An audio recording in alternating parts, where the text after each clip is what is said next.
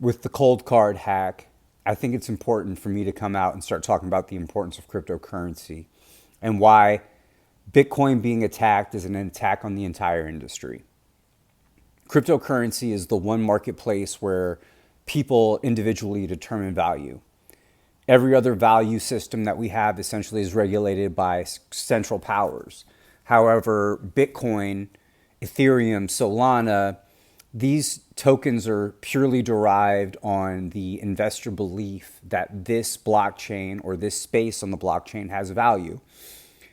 We're moving into an era where digital surveillance, digital freedom is going to be at an utmost importance, especially if central banking digital currency becomes a thing. And the only way to negate the power of central banks' digital currency is to have blockchain tokens like Bitcoin, Ethereum, that individuals get to determine the value of and can then spend freely. I saw a tweet earlier about 500 Bitcoin representing $32 million was transacted for a 15-cent fee instantaneously. And there's nowhere else on earth where your money is as permissionless as it is on the blockchain. And I believe that's why the blockchain is under attack. The cold card attack, draining hundreds of wallets for millions of dollars, is to send shockwaves to the system of the community to try and then reduce people's confidence in the marketplace. And the more you reduce people's confidence in the marketplace, the more they withdraw their capital. The more they withdraw their capital, the cheaper it is for institutions to come and buy those tokens back or buy that space in the blockchain back. And I think that's what we are seeing now with Bitcoin, is that they're really trying to make the population at large feel that investing on the blockchain is too risky, and that if you are going to make a Bitcoin investment, it should be in the ETFs because they regulate those ETFs.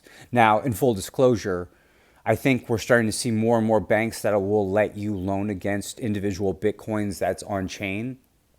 However, you can get loans against your ETFs in Bitcoin. So if you're a new investor and you're looking for Bitcoin exposure, it's hard for me to say that you shouldn't have some Bitcoin ETF in your portfolio because you are hedging against A, being drained, and then two, having the ability to borrow collaterally against your portfolio, which is how a lot of rich people get by, is they amass a large portfolio of stock, then take out loans against that, and loans are not considered income, so you're not paying any taxes on the loans. You didn't have to sell your assets. I'm diverging from what the purpose of this video is. This video is here to discuss and kind of cover the cold cards being drained, why it happened, and what the outcome is going to be moving forward. Now, this is not financial advice, this is not professional advice, but from my understanding, the best way to cold store any kind of cryptocurrency is to take an old phone device and transfer your assets onto that device and then take it offline. That is the safest way to cold store something because the device is permanently offline. No one can access it till you turn it on. And it's designed to, just not be on. Whereas I think these other cold wallets, if they have internet connection or any kind of latency, they can connect. I'm not an expert in this space in that regard. So I can't tell you definitively what to do, but I'm telling you what I do if I'm cold storing. I put it on a device I don't use and I just turn it off. I think that's safe and it's effective, especially when we're having supposedly, encrypted devices that use entropy, which is randomness on the block, randomness in a quantum sense, to develop passcodes.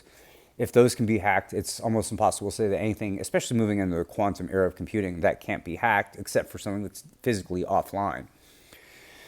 So Bitcoin being attacked is an attack on the entire industry to make individuals not feel confident to put their money together on the blockchain. And why should you put your money on the blockchain? Well, going back to how I said it's the only place where we determine value. The more and more people determine value, say Bitcoin, the more and more people invest, and it becomes a self-fulfilling prophecy. And I think that's important for people to understand that every financial tool and system is something that somebody else believed in and then convinced somebody else to believe in, and so on and so on and so on. I've studied the history of money. The history of money is rooted in the Mesopotamian bartering system, where you had farmers and merchants who didn't want to haul all their goods to the market. So they made clay tablets depicting what their inventory was. And as time went by, they went from clay tablets to coins. From coins, they went to paper notes. And then those paper notes started to represent the amount of gold that you could withdraw. And that's what American currency was. Individual banknotes representing the amount of currency an individual either held or could transact until the Federal Reserve came in.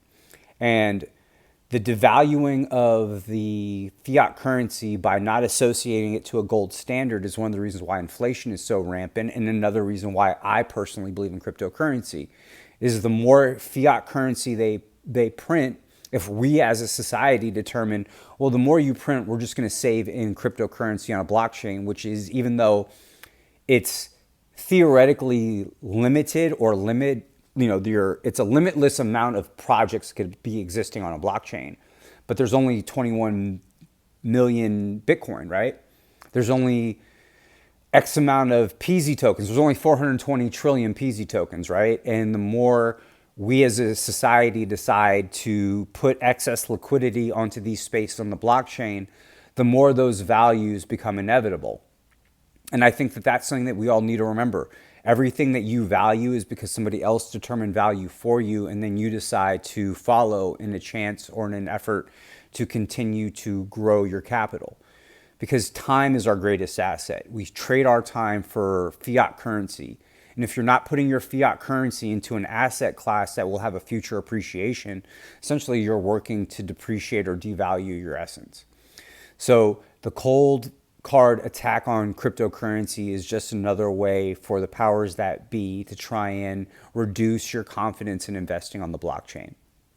And this is my takeaway, that they're just trying to scare people away from something that we know to be a greatly empowering financial tool, which is one of the reasons why Pump Fund exists, which is one of the reasons why meme coins exist, is that a meme is the perfect example that we determine value. And you can make something absurd like Pepe the Frog and pump it up to billions of dollars.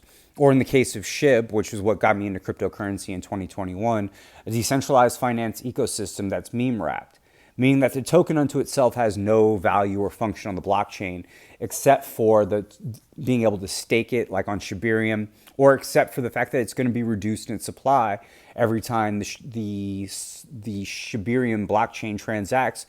They're supposed to reduce supply, which is what got me into it. So I'm going to start to wrap the video up here. Thank you for your time. Thank you for watching. I am James, aka Mr. 3. If you're into mixed martial arts, check out my channel, Mr. 3 MMA.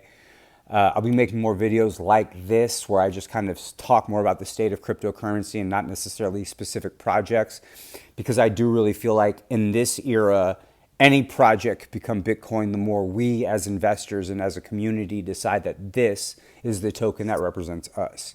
So I want to say thank you for your time. Thank you for watching. Have a great day. I'll see you soon.